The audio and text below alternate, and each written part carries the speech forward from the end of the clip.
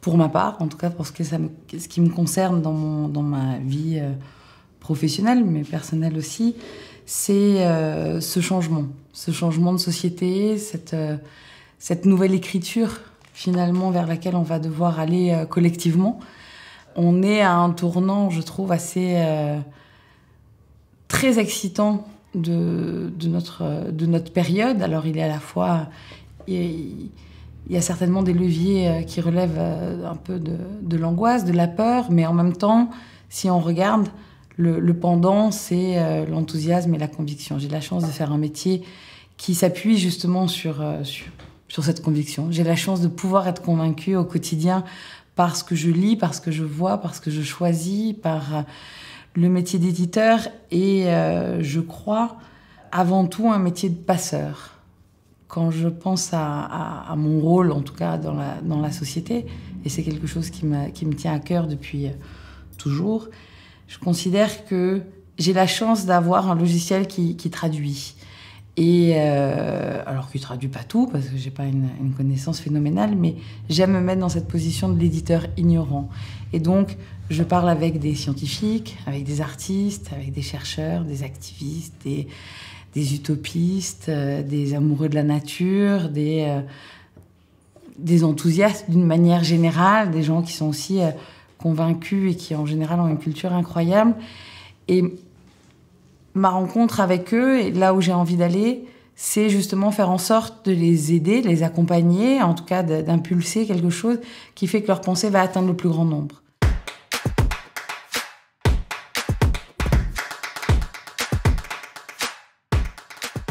En fait, on peut poser comme postulat, et c'est Isabelle Delannoy dans son livre L'économie symbiotique, mais Emmanuel Druon aussi sur l'économie, qui le voit dans ces personnes qui réfléchissent à la notion de changement. En fait, c'est penser au rôle de l'information.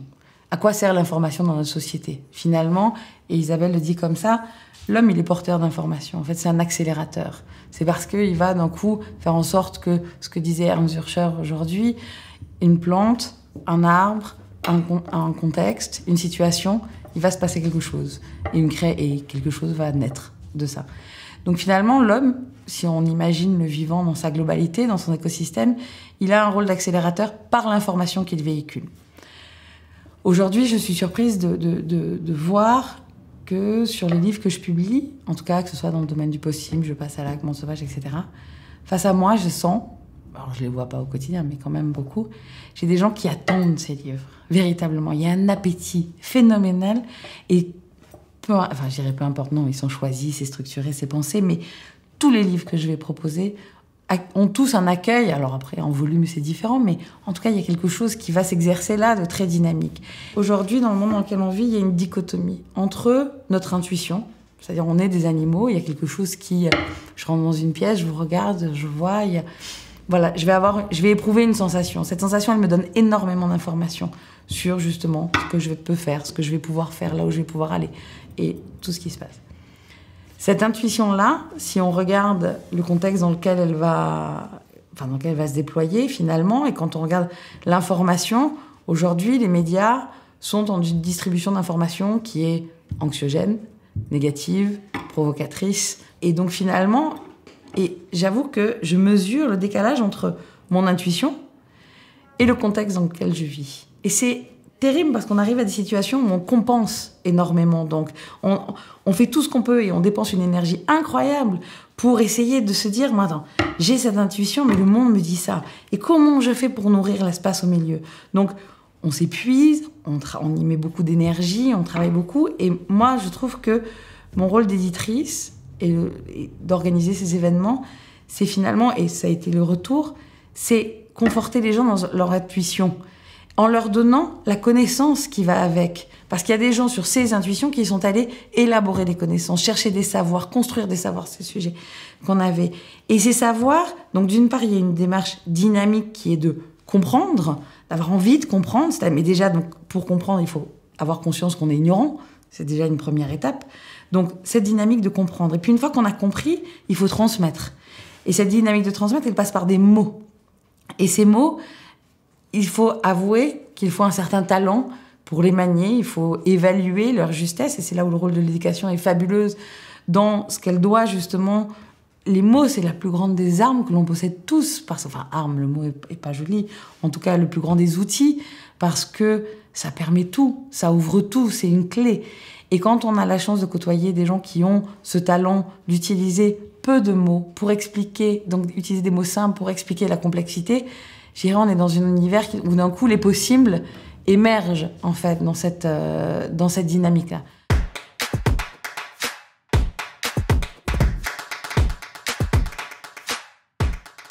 L'information, ça se quantifie. Une information, ça se mesure, c'est une variable de modèle économique. On va dire, si on doit modéliser notre univers, l'information fait partie de ces variables.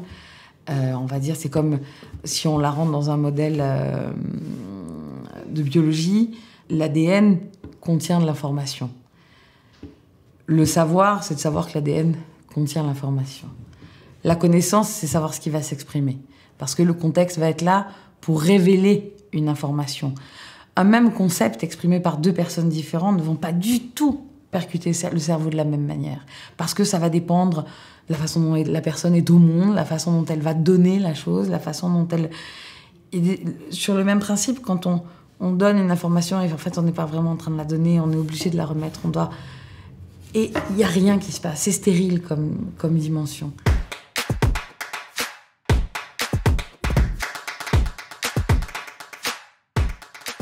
Quand d'un coup, on est dans ce désir de donner, il n'y a pas besoin d'être poète. Ce désir-là donne sa puissance à l'information et d'autres choses vont passer. En fait, comme je disais, j'ai beaucoup monté à cheval et je continue. Et en fait, un cheval ne ment pas. On ne peut pas mentir, c'est un animal là-bas. De toute façon, il n'a aucun enjeu à mentir, donc il ne va pas le faire. Donc quand on va vers lui, on peut avoir toutes les stratégies d'être à soi-même ou aux autres que l'on a pu élaborer dans notre contexte social. Lui, il va voir la personne qui arrive, point. Et pour avoir assisté à des moments où, justement, on utilise ce vecteur pour faire prendre conscience de qui on est, finalement, pas besoin d'expliquer non plus qui est le cheval. La personne qui est face à lui, donc on va comprendre. Il n'y a pas d'échange, il n'y a pas de mots, il n'y a quasiment pas de mouvement. C'est imperceptible. Et pourtant, on a tout compris. Et ça vaut 10 ans de psychanalyse. Donc voilà, donc pas besoin d'être poète. Le tout, c'est l'intention qui préside à la transmission d'informations, qui va lui donner finalement toute sa puissance. On me posait la question récemment, j'aimerais écrire sur ce sujet, quelqu'un d'absolument engagé et passionné et qui a ouvert des perspectives inouïes dans un domaine en particulier. Elle me dit, mais comment j'écris? Il faut écrire beau, il faut écrire bien. Je dis, c'est pas grave, rien n'est important. Ce qui est important, c'est de raconter une histoire. Et cette histoire, les mots vont se mettre les uns derrière les autres. Et après, on travaillera. Mais ça sera jamais sur le style. Ce qui est important et ce qui donne la vigueur à un texte, c'est justement la vigueur de l'intention. Et dès lors qu'elle est là, et qu'elle se tient sur toutes les pages d'un livre, ce qui fait aussi, par rapport à la notion d'information, si on doit comparer l'information des médias et l'information qui est transmise à travers un livre, c'est une histoire. Un livre, ça va d'un point A à un point Z, c'est un temps long offert au lecteur. Et ce temps long, aujourd'hui, ça devient quand même un luxe absolument inouï. Mais ce temps long, il a un effet qui est que on va pouvoir passer par plein de stades émotionnels. Quand on lit un article, on est à un moment donné dans sa tête, dans un contexte. Je me suis disputée avant, j'ai vu un super film, etc. Et on va réceptionner l'information de façon complètement différente. En même temps, on va me dire, il y a 1 million de morts sur la plage. J'en ai pas de représentation. Il n'y a aucune sensibilité. Une information m'est donnée en brut. C'est une information. Maintenant, on lit Laurent Godet, Eldorado, sur l'immigration, justement, et cette femme qui décide de partir et de traverser la Méditerranée. C'est un livre petit, hein, c'est pas un très grand livre, mais vous lisez ça, plus jamais vous lisez les informations de la même manière. Et pourtant, il va pas rentrer dans le détail de la migration ni de ses problématiques, mais il raconte l'histoire d'une femme. Et de cette femme, de son parcours, de sa traversée. Et c'est bouleversant. Et donc voilà, et c'est vrai que cette cohabitation entre l'information et cette connaissance, ou en tout cas cette sensibilité, cette émotion finalement qu'on a, c'est surtout ça, c'est revenir dans un monde sensible. Dans un monde sensible, le champ des possibles est gigantesque. Dans un monde insensible, bon, bah, c'est stérile, hein, c'est pas compliqué, il n'y a pas d'alternative.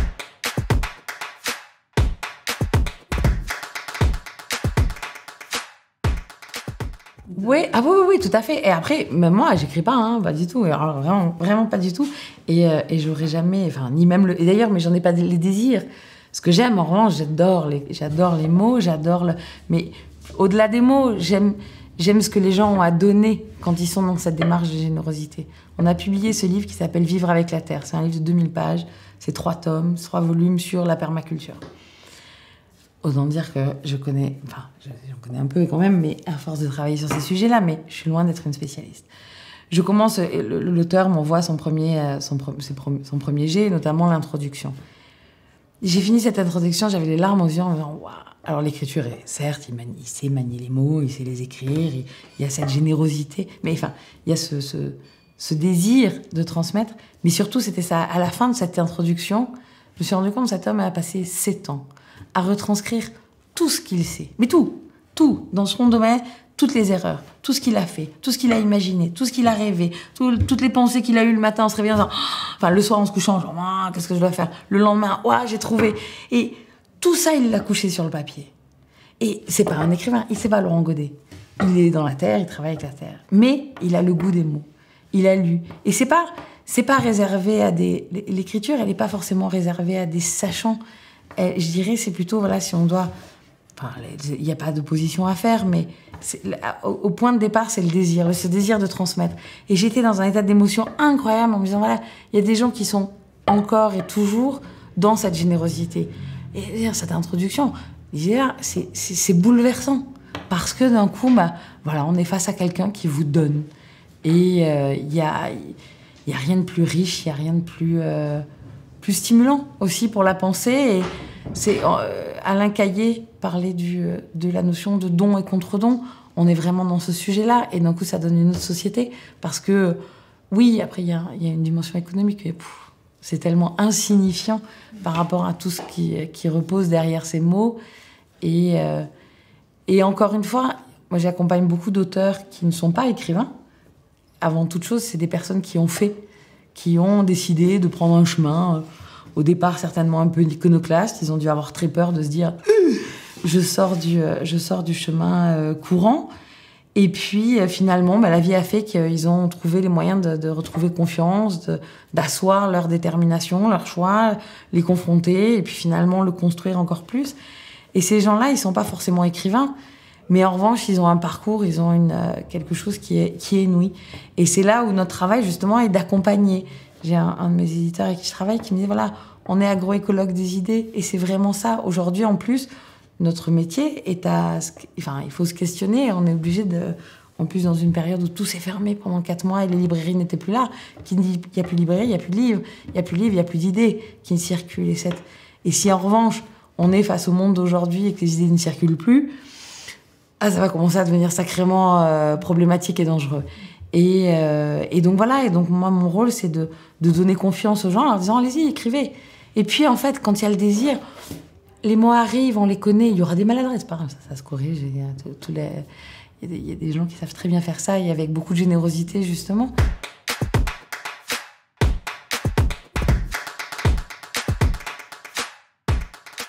Je démarrais par le fait de dire qu'Actes Sud a une éditoriale qui est très constante depuis le début. En fait, Hubert, quand il crée cette maison, au départ, c'est Actes. Et c'est en fait une entreprise de cartographie.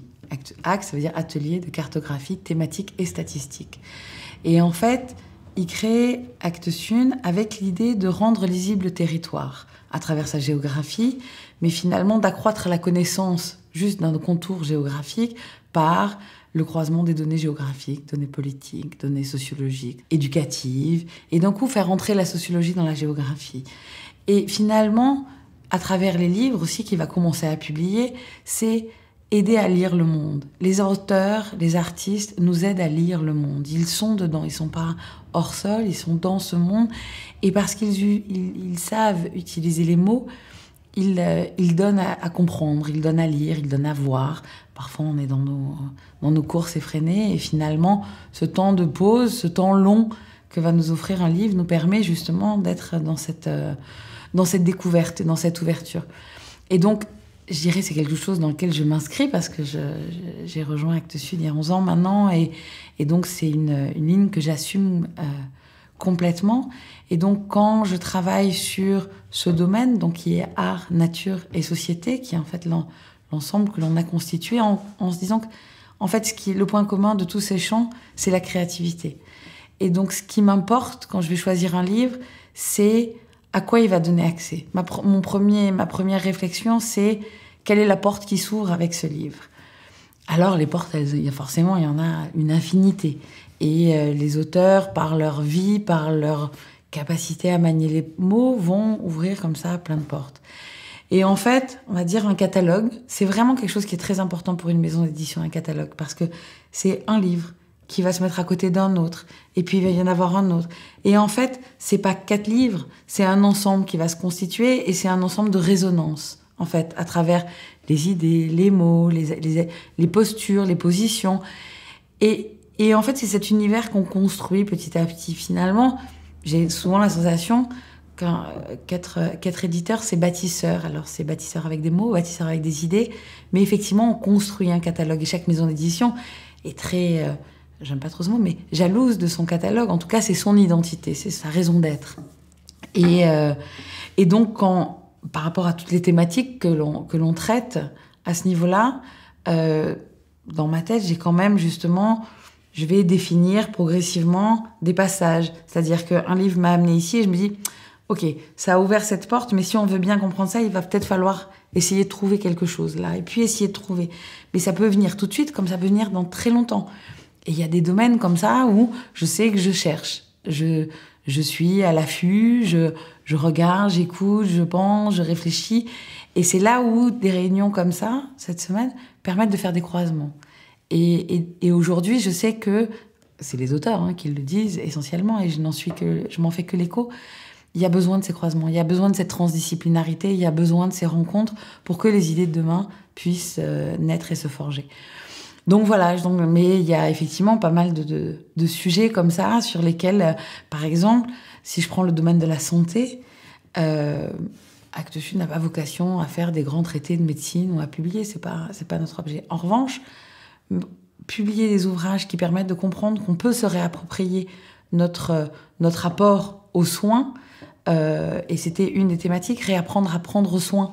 Et c'est vraiment, notre société nous gomme finalement, ou en tout cas nous oblige à gommer toutes ces intuitions qui démarrent, ou quand je passe à travers une porte, si je me cogne, la porte elle est assez large, a priori je devrais passer. En fait non, c'est qu'il y a quelque chose d'autre, et c'est être sensible à tous ces signaux, à tous ces petits signaux. Donc voilà, ça fait partie de mes quêtes, on va dire, et il y en a plusieurs pour constituer un catalogue.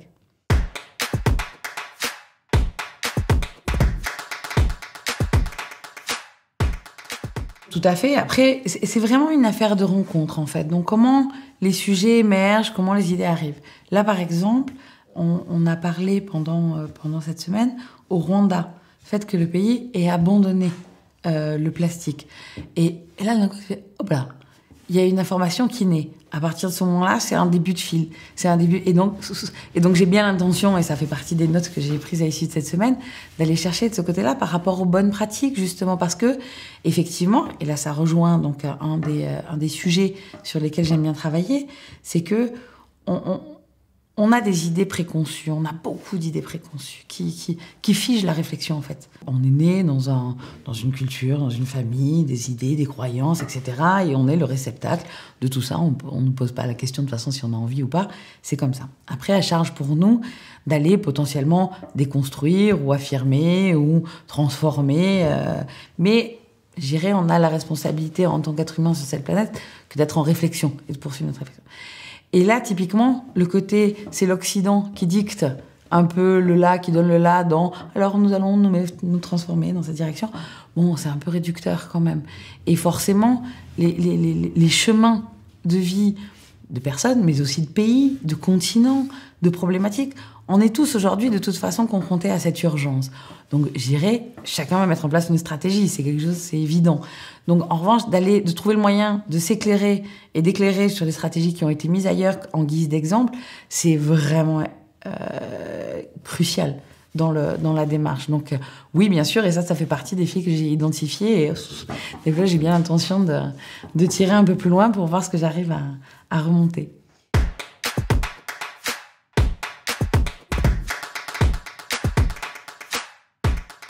J'ai envie justement sur ces questions-là de parler d'Henri Beauchot. Je n'étais pas une lectrice enfant, j'aimais l'UFO, j'aimais être dans la nature et bon, les livres, j'avais pas encore compris. Jusqu'à ce que je tombe sur un de ses livres qui s'appelait Oedipe sur la route, où finalement, à la lecture de ce livre, j'ai compris toute la puissance de la littérature parce que les mots étaient simples. Rien n'était inutile. Tout était mais tellement mesuré, tellement posé là, mais pas avec emphase, pas avec exagération, pas avec insistance. C'était juste parce que c'était le mot qui devait suivre pour expliquer ce où on est. Oedipe est aveugle, il est en train de sculpter cette vague, et par les mots, on voit la vague apparaître. On comprend le désarroi de cet homme qui ne voit plus, mais qui sait ce qu'il est en train de voir, en fait. Et donc, il est en train de le faire advenir. Et véritablement, ça a été en tout cas un révélateur d'une puissance inouïe, parce qu'à ce moment-là, la bascule était faite. En fait, c'est la découverte des mots, et la découverte de la puissance des mots. Et quand j'ai lu Le Rivage des Syrtes de Julien Gracq, c'est un livre, je ne sais même plus combien de temps j'ai mis pour le lire, mais en fait, je crois que je l'ai lu mot à mot. Alors j'exagère un peu, c'était phrase à phrase. Mais je lisais une phrase et je fermais le livre. Et cette phrase l'a laissé m'envahir. Ces mots, dans ma tête, ça a fait des chemins, mais incroyables. Et j'avais l'impression de passer des heures et des heures à repenser cette phrase, à voir comment elle s'était construite, pourquoi ce mot. Et ça a été un de mes plus grands délices de lecture. Et puis, bon, c'était un moment où j'étais étudiante, donc c'est l'avantage, on a du temps. Le livre est central, en fait, dans ce temps-là. Et c'est quelque chose, j'avoue que c'est bon d'y repenser. Et c'est vrai que ce livre, ça a été quelque chose de... Voilà, cette découverte des mots. Et à chaque fois, il y a des ouvrages comme ça qui m'ont conduit, mais ces deux-là, je disais tout à l'heure Henri Beauchot, dans la simplicité des mots, dans la puissance de cette simplicité, et Julien Gracq, c'était dans l'art de l'association. Donc voilà, c'est les deux grandes expériences de lecture qui auront façonné aussi, c'est vrai, une conviction forte qui est le rôle des mots. Tant qu'on n'est pas capable de mettre un mot juste et d'apprendre aux enfants à utiliser, leur dire de lire, c'est pas tant pour leur casser les pieds, c'est leur faire comprendre que dès lors qu'ils maîtrisent le langage, ils maîtrisent tout. Et ils sauront justement, ils auront cette capacité à rester libres parce que bon, les mots, voilà, c'est le premier contact, le premier échange et ce qui nous permet d'être aux autres et au monde. Donc, voilà.